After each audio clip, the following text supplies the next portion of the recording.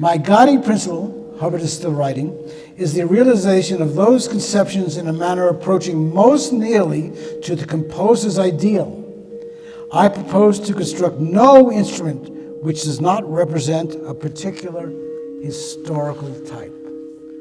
This is revolutionary in the 20th century.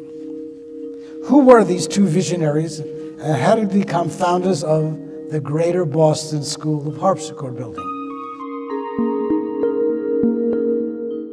Good evening, everybody. Thank you for coming. My name is Steve Guerrero, and I'm the Director of Education here at the Charles Hoover Museum of Industry and Innovation. You are sitting in the former power plant of the old Boston Manufacturing Company.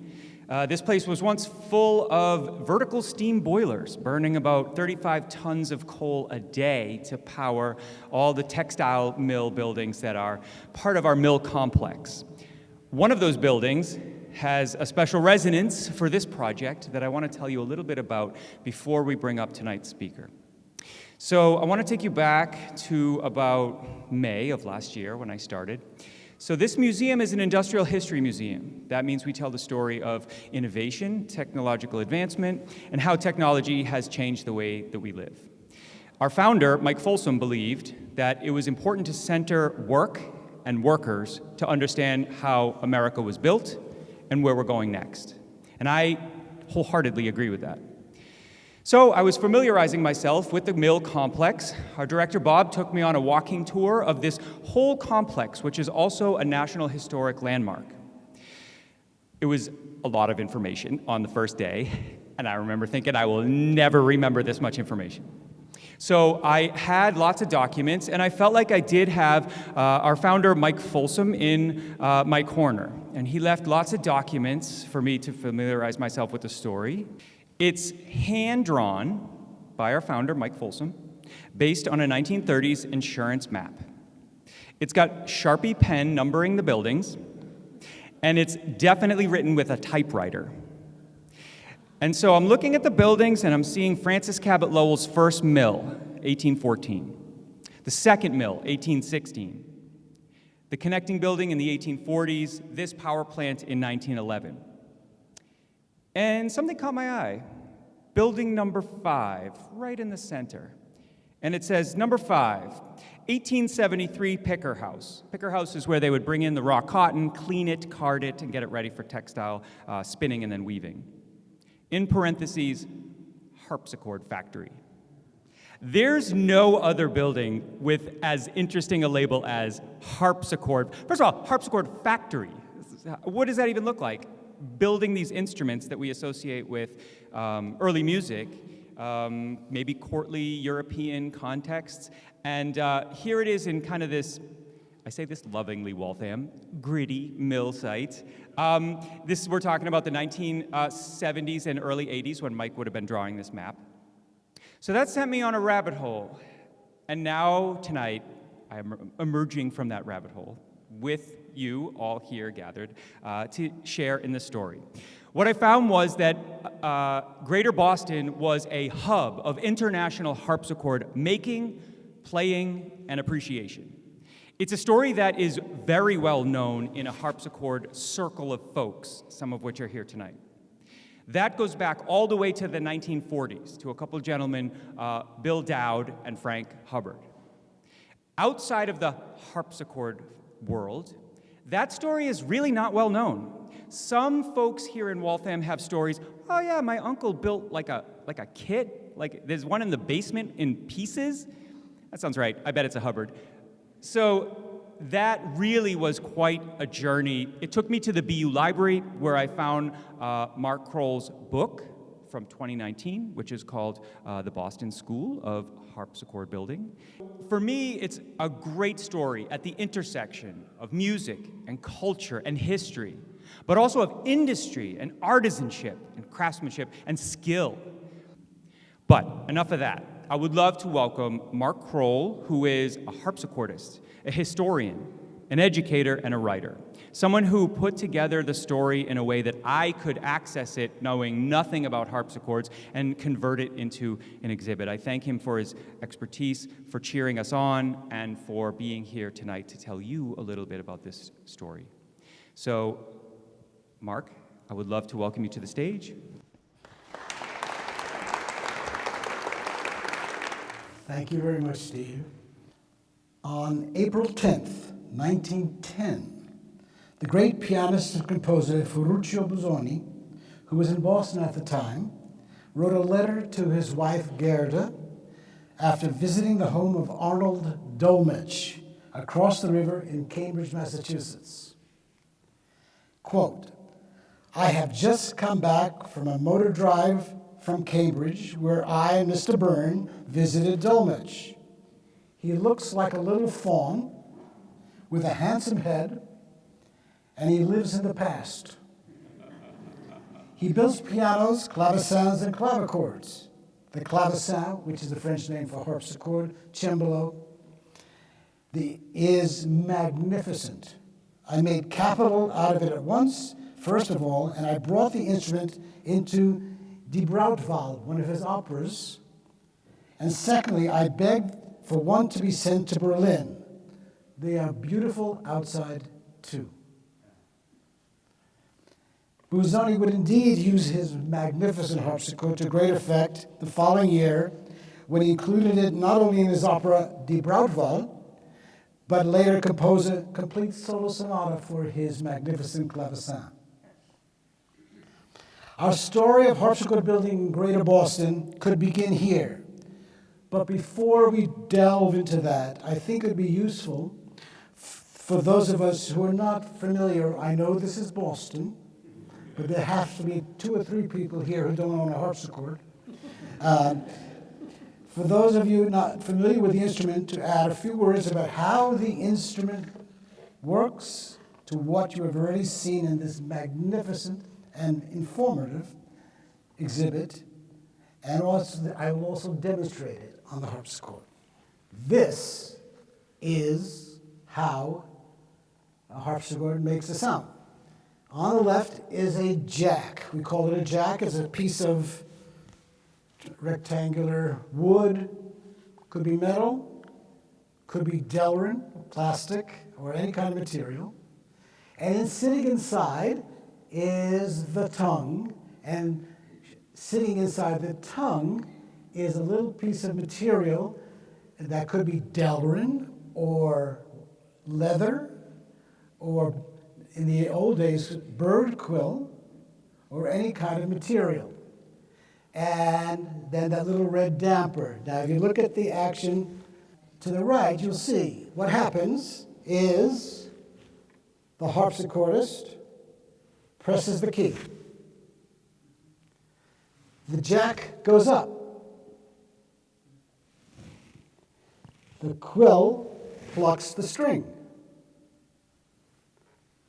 The harpsichordist, satisfied with what he's accomplished, releases the key, the jack falls down, and the little red damper, it's different colors, it was made of cloth, felt, anything that would stop the string from vibrating, falls on the string. Simple, but not so simple. For those engineers in here who are ready to attack me, what stops the quill from striking it on the way down? And that is a little pivot point. See the axle of the tongue. And so if you can watch me, the jack has gone up, quill plucks the string, and then here's the tongue, and it goes flip back, and it's ready to strike the string again. That's it. The basic principles of harpsichord construction appeared quite early in the 15th century, if not before. This is evident in this well-known manuscript written by Henri Arnaud from the mid-1400s. You can't read it unless you read very small Latin. If you look closely, that's a harpsichord. There's the design of the harpsichord. You look in the upper right-hand corner, you'll see the jack. In other words, they got it right the first time. Hasn't changed since, with modifications. Harpsichords will be built in every possible shape, size, and color over the next 250 years, depending on national styles, French, German, Italian, etc., and aesthetics, musical preferences, and how the instrument would be used. The variety is so great that no museum could display all the different kinds of models. But please allow me to take you on an illustrated guided tour of the most representative. This is a Neapolitan harpsichord from the early 16th century. This is the same harpsichord after it has been taken out of its case. Protective case, harpsichord. We call those, actually Frank Hubbard dubbed it an inner outer. And notice how thin, how shallow the harpsichord is compared to what you're going to see next. Simple, one keyboard, very simple and basic sound. And because the box that makes the sound reinforces the upper harmonics or upper partials. So Italian harpsichords tend to be bright and brilliant, even though they're small. Move up a century and we're getting more ornate now, aren't we? Harpsichords are pretty. Steinway pianos are not. So that's another Italian harpsichord. However, it's an inner outer. It comes out, and again, they didn't change the design much of Italian harpsichords. They liked it. It was fast to make, light to carry around, and for what it was used for, like playing continuo, that's accompanying in operas and stuff like that, anything bigger with the fatter sounding space would not cut through the orchestra as well as these little Italian harpsichords. Organists needed to practice their pedals, but churches were not heated. So they started developing a system of what we call pull-down pedal boards. And this is a harpsichord, Italian again. Everything happened in Italy first. We all know that, right? You know, I mean, they did pasta, and after that, it was all downhill. But this is a basic pedal board attached to the lower end of the keyboard of this Italian harpsichord. You notice that if you're an organ fan, you notice these gigantic organ pedals of the organ in your church. Those are based on German models. Germans had these big, they like to play with their feet a lot. And there's a great book called Bach's Feet, if you want to read it. I'm not making this up.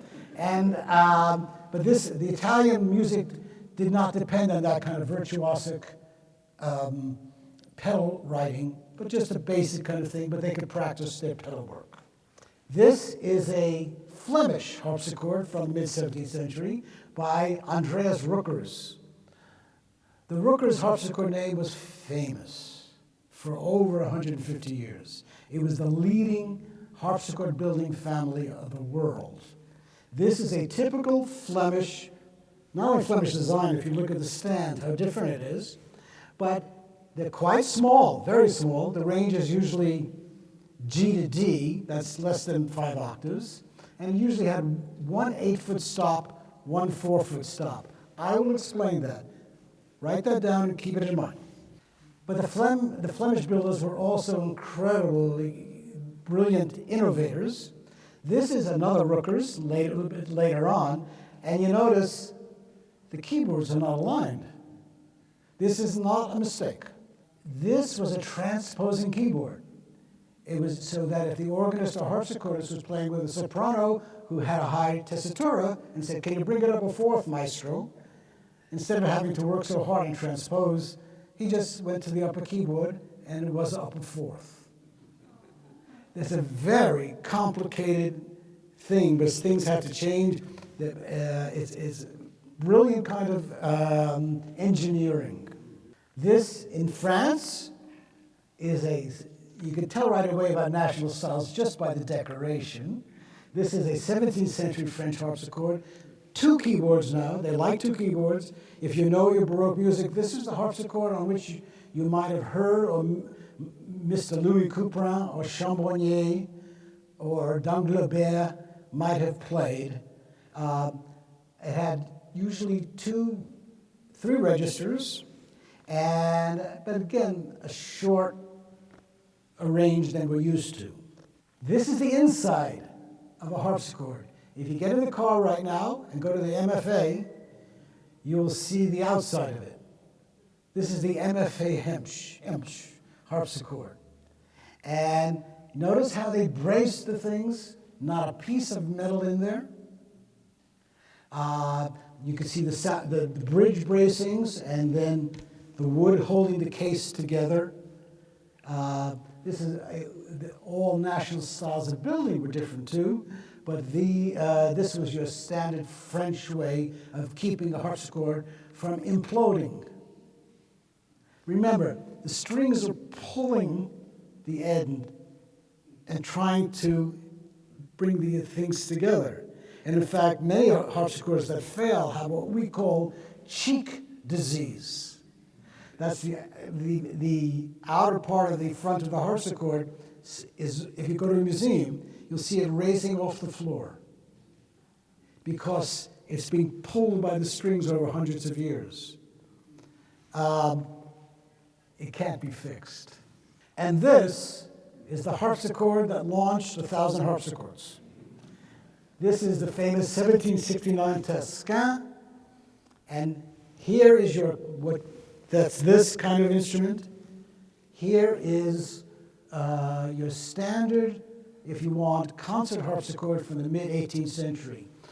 A full 5-octave range, F to F, 3 stops, beautiful cabriole legs because it's of that era. And they usually were much more decorated. The Germans were building Italian-style instruments, but later on they built German-style instruments. Big, heavy. Some of them had 3 keyboards rather than 2 because organ builders were involved with this kind of thing. That is an English harpsichord from around the same mid-18th century. This has all kinds of, let's hear it for English manufacturing. If you look on top, under the lid, you see a mechanism. If you look closely, you'll see they look like Venetian blinds. What would happen is you'd put this on the harpsichord, and then one of those pedals would raise or lower the flaps. The name of this device was called the Venetian swell. And so if the flaps opened, it got louder. If the flaps closed, it got softer. And then it had other really fancy devices operated by the left pedal. We're sensing the end of the harpsichord now as the piano starts taking over. And this is the end of the beginning or the beginning of the end. This is a 1927 Pleyel harpsichord built on the specifications, I'll talk about it later, of von der Landowska. And it has iron everywhere, iron frames. It's a piano frame. And you see all those pedals underneath operating a whole slew of things that Bach, Handel, Scarlatti, and anybody would never have known about. Now, before I continue and talk, again, this is, a lot of you know this, but I want you to hear and understand what this lecture will be talking about. This is a 18th century French-style harpsichord. Deep, 5 octaves, and no wood, but it's framed not unlike the Hemsch I showed you. And this is not a Tesquin model. It doesn't matter what it is. They all were about the same. And this is what we will be talking about when we talk about the historical harpsichord. The historical harpsichord is the harpsichord that was being built in the 18th, 17th, and 16th century. It had, there's no such thing as a standard harpsichord. As you can see, each one was different. You know, you say the 88 keys of a piano. It could have all kinds of keys, each one was quite different. So this, you can't see it that well or at all, but I'll take my word for it. There are 2 keyboards, and there's a row of strings tuned to 8-foot pitch. What does that mean? That means that this C corresponds to the sound that an 8-foot organ pipe would make. Organ builders, harpsichord builders, they were joined at the hip. So here is one register, one set of stops.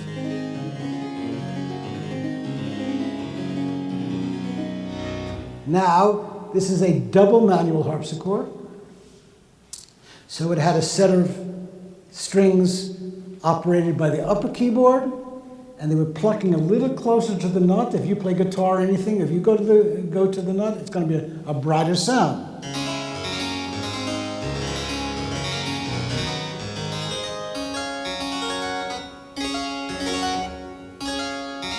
I hope you can hear that.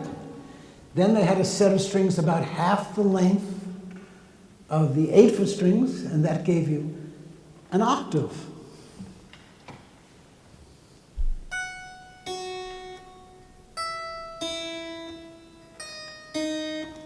And you could combine them.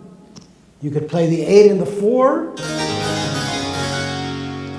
or you could shove the upper keyboard into the instrument, and that's why it's called, I'm not making this up, the shove coupler. So you can have 2 8-foots on one keyboard and the full tutti.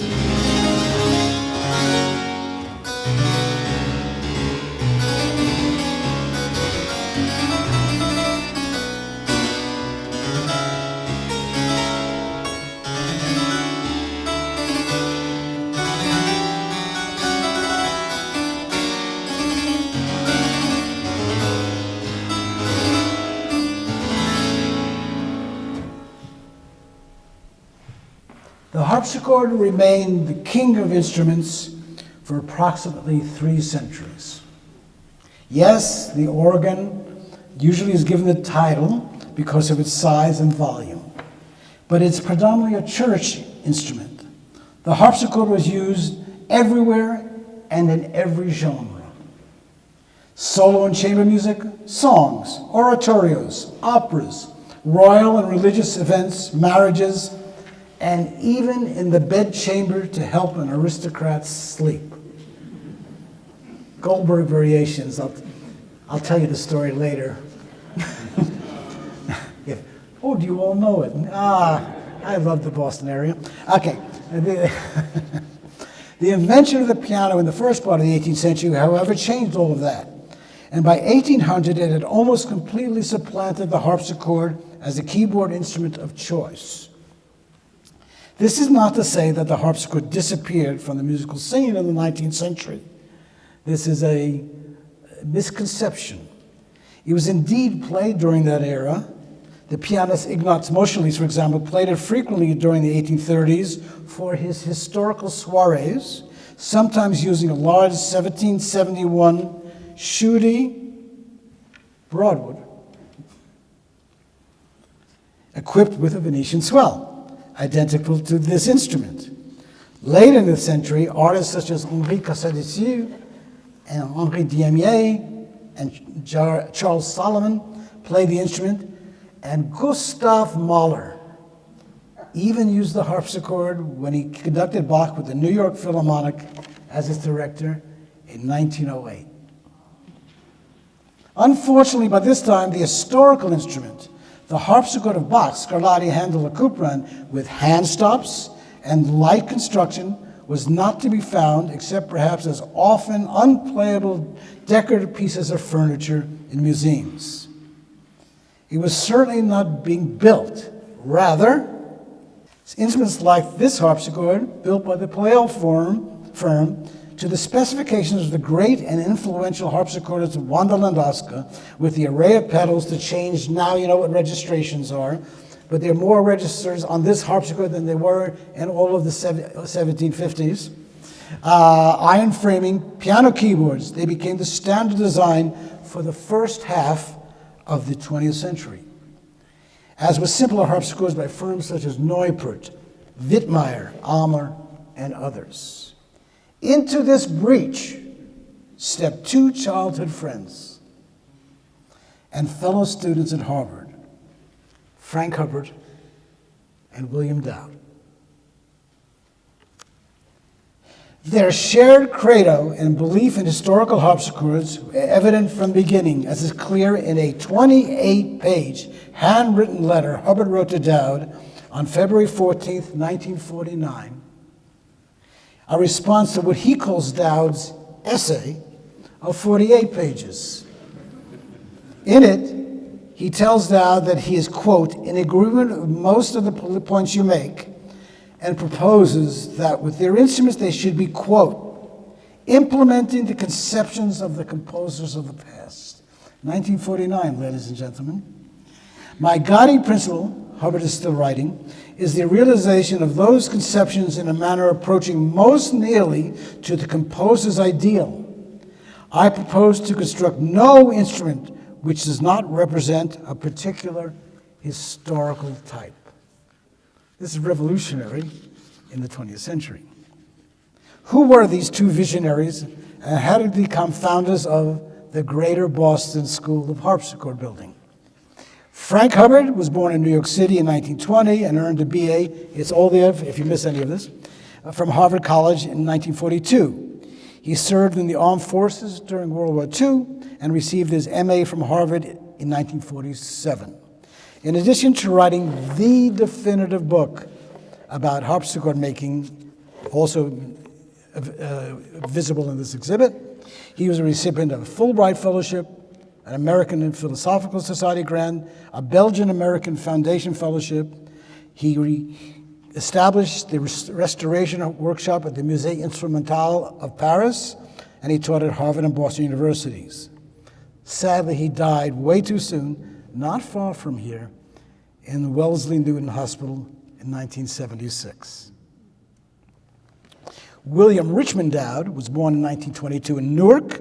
He graduated from the Phillips Exeter Academy in 1940, entered Harvard College, and joined the U.S. Coast Guard in 1942, serving in both the Atlantic and Pacific theaters of World War II. He graduated from Harvard with a BA after the war and would be honored an honorary Doctor of Music from New York's Mannes College in 1990, where Dowd was cited as, quote, an artisan, scholar, conservator of our musical heritage. Bill died in 2008. Hubbard and Dowd's mutual interest in harpsichord manifested itself quite early, as you've seen, even earlier than 1949. In a letter postmarked October 4th, 1942, Hubbard wrote to Dowd from his Army base in Picayune, Mississippi. He told Bill, I just was demoted to private, but I'll probably get my stripes, because that would mean I don't have to do KP. That's KP is you date yourself if you know what KP is. That's kitchen patrol. That's sort of peeling potatoes. There are also references in this letter to hearing 3 violin recitals. Hubbard was an avid amateur violinist, and notably, in the final paragraph, he asked Dowd, how is the harpsichord? This is 1942. What harpsichord? I have no idea. None of us do.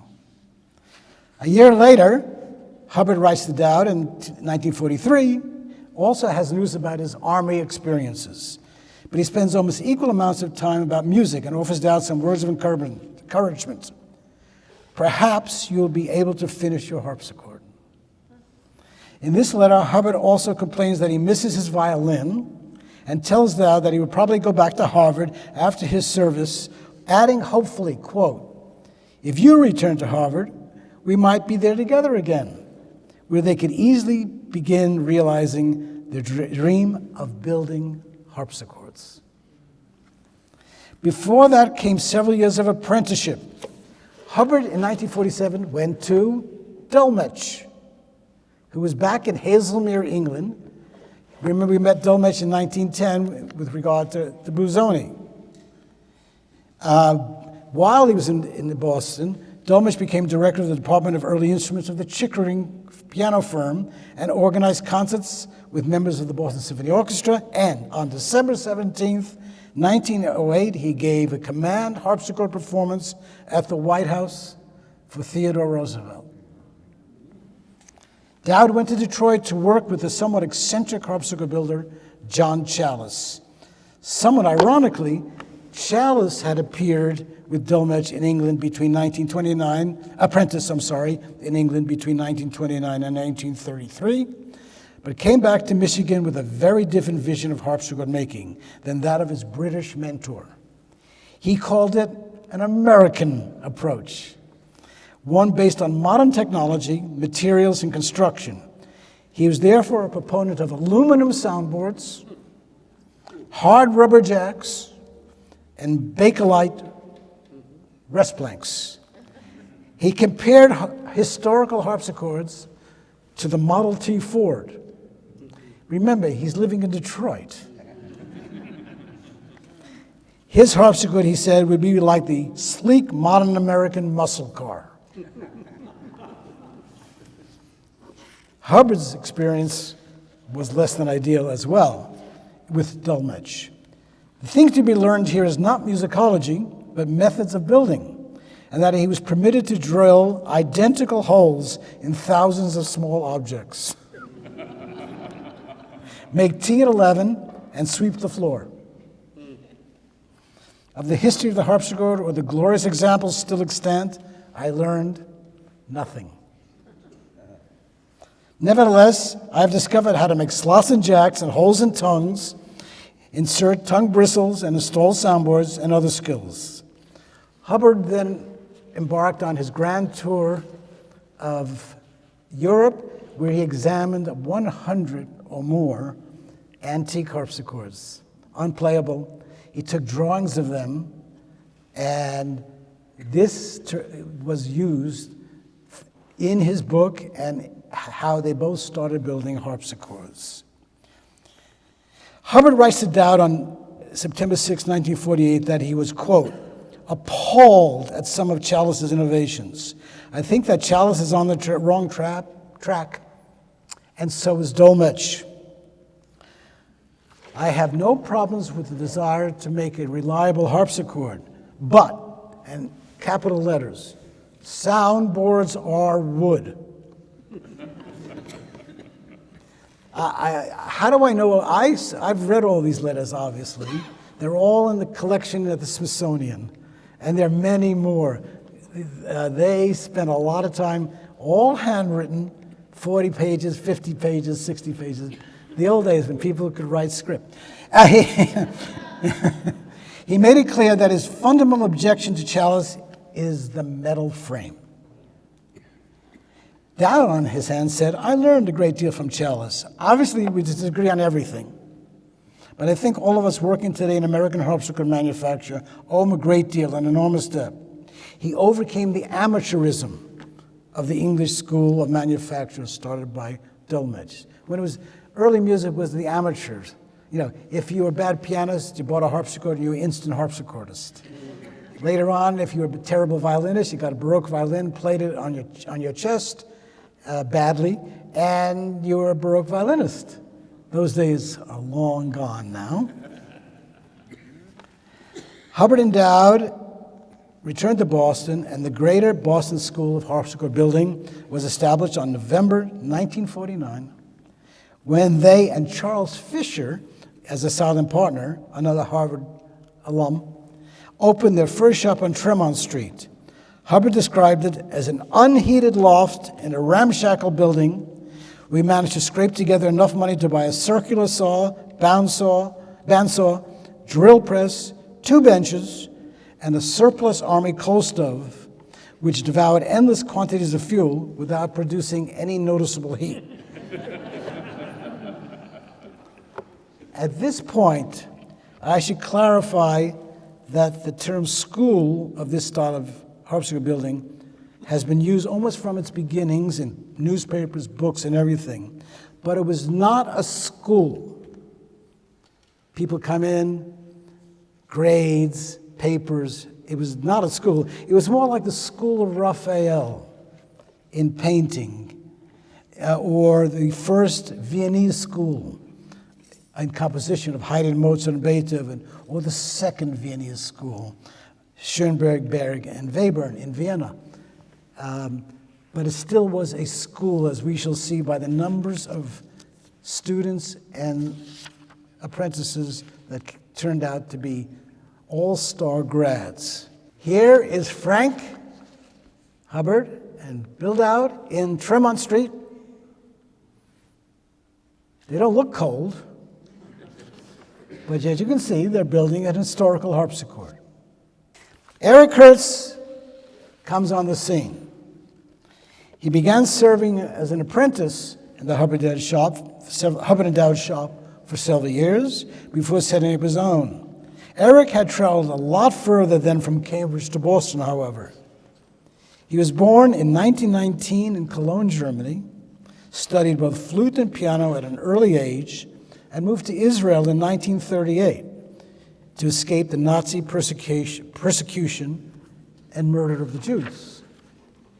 He lived there as a flutist and as a cabinet maker, and then he moved to Canada in 1949 or 50, where he tuned and worked on harpsichords for the Eden Piano Company in Toronto, and subsequently entered the U.S. to work for the Baldwin Company before joining the Dowd Hubbard workshop. There's Frank, hard at work planing. It's an old French plane. It's very heavy, and it probably did its job. If it's not, I'd like to let's say it is. Okay. There's Bill, also working in the Tremont Street shop, and there's Eric, now in his own shop. And this is my favorite photo. Eric was getting married, and Bill was his best man. These pioneers would not only become the three of the finest and most influential harpsichord makers of the 20th century, or for that matter, any era, but they also produced a large number of apprentices and disciples who learned and carried on their aesthetic ideals and practices. Quite a few would go on to become distinguished builders, restorers, and experts and teachers themselves. A list of these, quote, students includes, I'm going to run through these names. Some of them will be recognizable, some not, but it's sort of like the Oscars, in memoriam kind of thing. Hubert Bada of France, William Post-Ross, Carl Fudge, Greb Beauvais, Scott Odell, Roderick Year, still building, David Winston, Forrest Dillon, Robert Smith, Christopher Bannister, Philip Belt, Tony Anabla, Willard Martin, Herbert Burton, Alan Winkler, Tom Pixton, Lynette Chang, Jeremy Adams, Walter Burr, Hendrik Brookman. His picture is up there. John Nargasian, Steve Sorley, Frank Roquette, Robert Duffy, Achille Cristiano, and so many more. They built harpsichords in the same style and the same skill as their mentors, Hubbard, Dowd, and Herz. Here is a 1972 picture of the Hubbard workshop. I know three are dead now, unfortunately, passed away, as we say. But there's some great harpsichord builders there. Here's the Dowd shop, around the same time. Before we get to the Herz shop, here's Eric Herz's business card from Israel. Piano tuning and repairs. The mind boggles. And here is Eric's crew. And here are the iconic roses. The roses were in the middle of the soundboard. And on the upper left, you see the H and the D, Hubbard and Dowd. Then They split in 1958 for various reasons, which we don't have to go into, but they remained in contact. But they had very, very different goals in mind. On the left, through the strings, is the William Dowd of Boston, and on the right is Eric Herz's Rosette. The William Dowd shop in Cambridge remained in business until 1988, and Eric Herz closed his Cambridge shop in 1995. Hubbard harpsichords will remain in business until 2000 in various locations, including, of course, this building, even after Frank's death in 1976, thanks to the efforts of his wife, Diane. Although she did not make harpsichords, she did everything else to keep the business solvent, including not taking a salary personally so that staff could be paid. She welcomed clients, managed public relations, billing and record-keeping, obtaining work visas for the international group of expert craftsmen, organized insurance, snow plowing, and everything else necessary to manage a small business catering to an often demanding and quite unique clientele. In another letter from 1949, Hubbard would write to Dowd with this prophetic comment: "I think we could do better than both Chalice and Dolmetsch." His prediction was more than accurate. Together and individually, the Greater Boston School of Harpsichord building of Hubbard, Dowd, and Herz would produce well over 1,000 instruments of the highest quality, beauty, and refinement, and leave a lasting legacy for the art of harpsichord building. Thank you.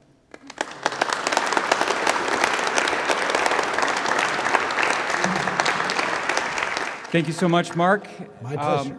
I would also love to thank the Lowell Institute for supporting this series. And as you think of your questions, I just remind you, please let me get to you with the microphone before you ask your question. I've always thought that the Pleyel harpsichord had to be destroyed in order for us to ever hear what the music of all the composers who came before.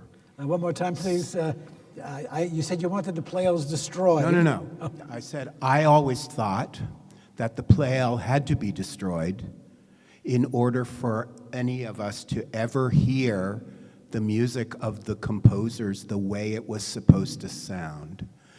And ever since I thought that as a young teenager and was horrified by what Scarlatti sounded played by Ms. Landowska, I have been wondering if Hubbard, and I asked Bill Dowd this one time when I made a pilgrimage to his workshop as a young man, and he was having none of it. I wondered if they had ever thought that and written it down in one of those long letters that I knew existed, and I wondered, maybe not saying it the same way I said it, it must be destroyed, but it sounds like they hint at, we have to get rid of this thing, you know, like the village had to be destroyed in order to save it from Vietnam, you know, like. And I just wonder if you get any sense from having read all those letters that... They didn't talk about the by the time they came on the scene, the Pleyels were gone, sort of gone. You have to remember, the only reason, sorry?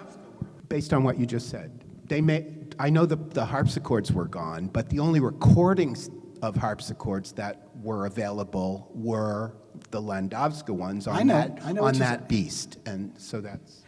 I have to defend Landowska.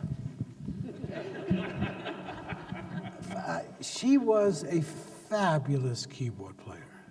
I mean, there were two students at the Berlin Academy at the time, star students. One was Josef Hoffman, the pianist. My knees buckled when I just mentioned that name as a keyboard player. But it was Landowska. But she was a force of nature. And you just got out of the way. And she had such a career that this Pleyel thing, I had to move a playel once. My back is still not right.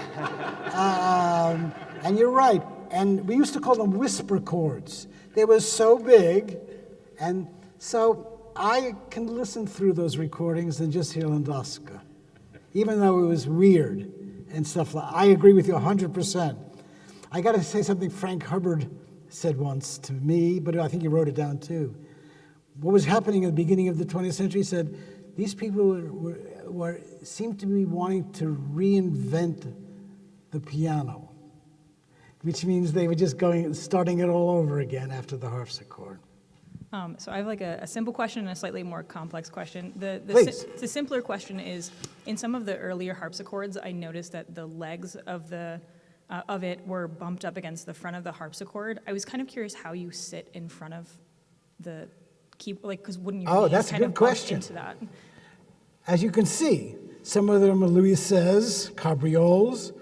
Some of the Italians had no legs at all. The early ones, right?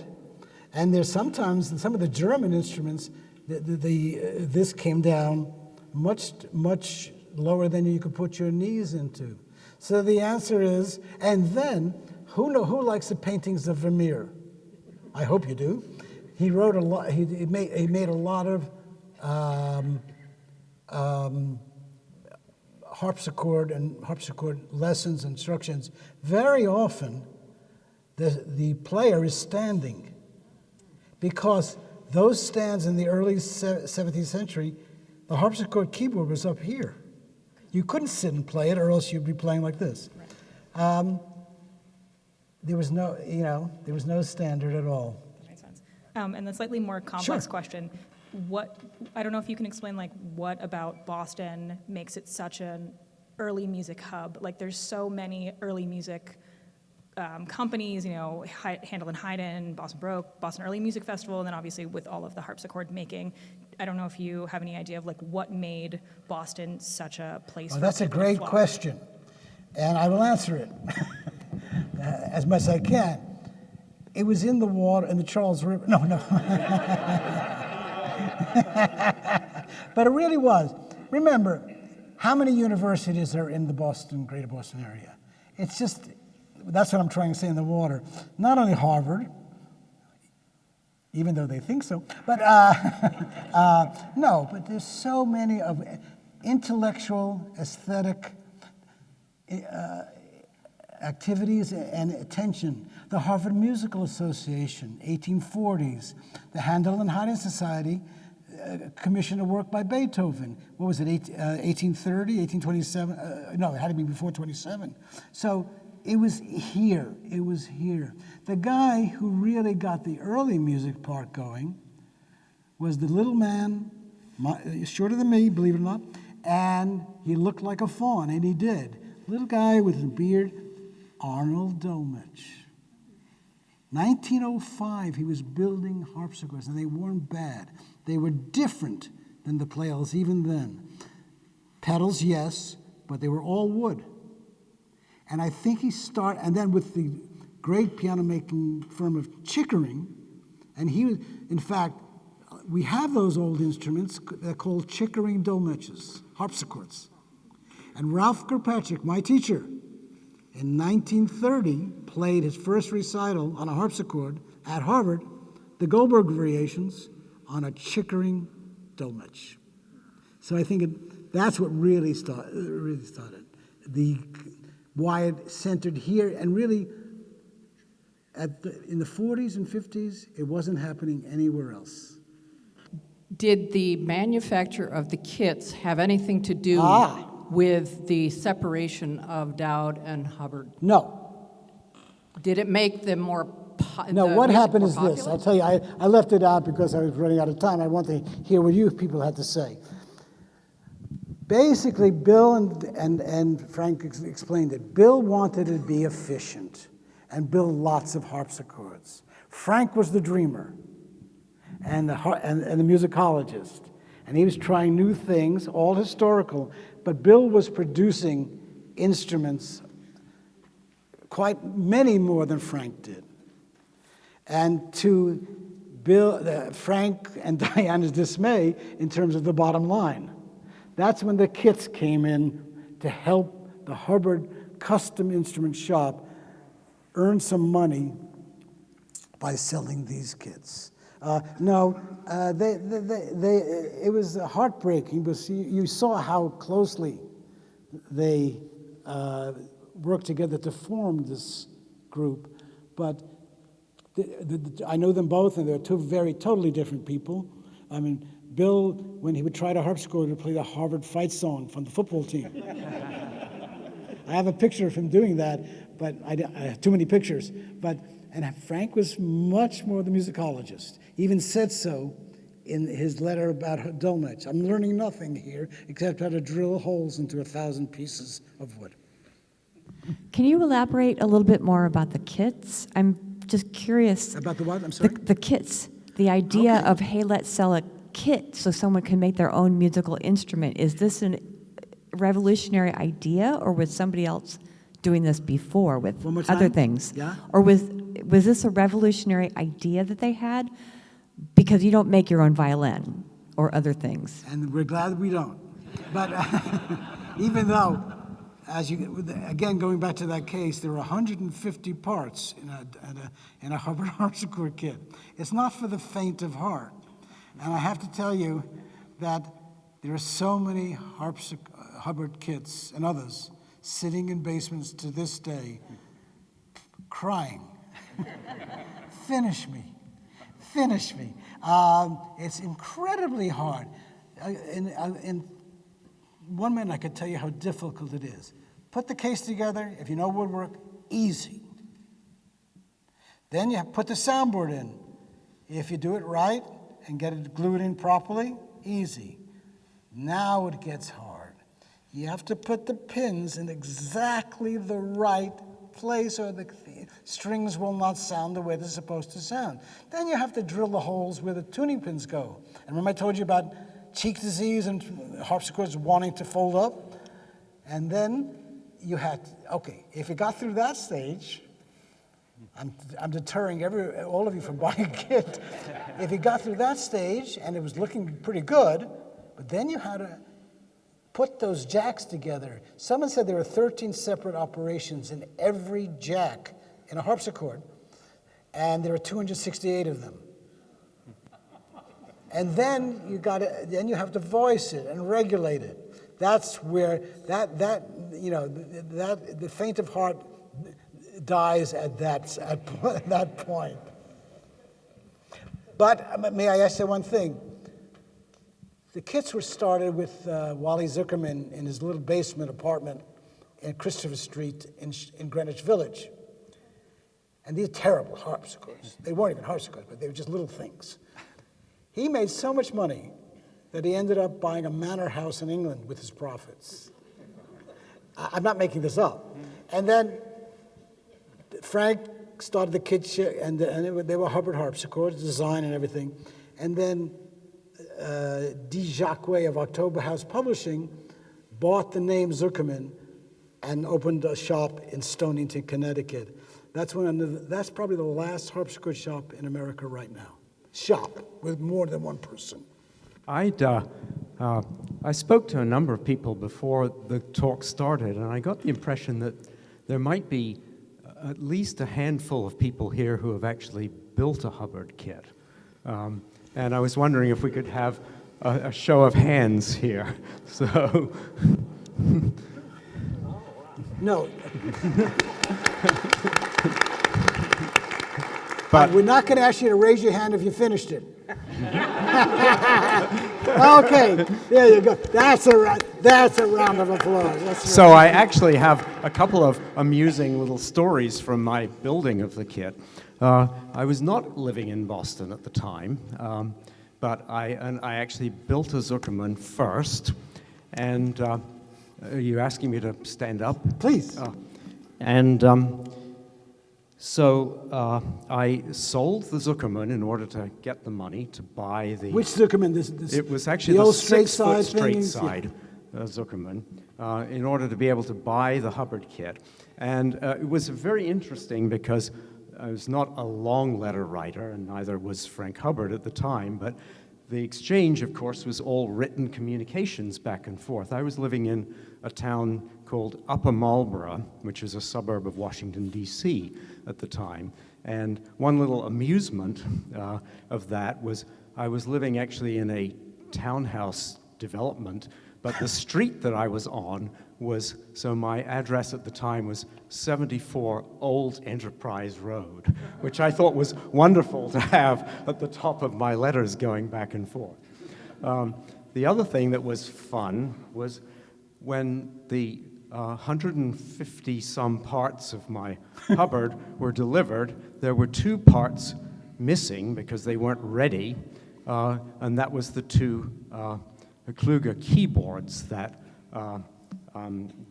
Frank Hubbard was using in the kit, but not actually in the ones I think that he made himself for sale. So they were German keyboards, which were sort of somewhat factory made, but they were fine keyboards. But at any rate, the keyboards would be delivered later, and indeed they were.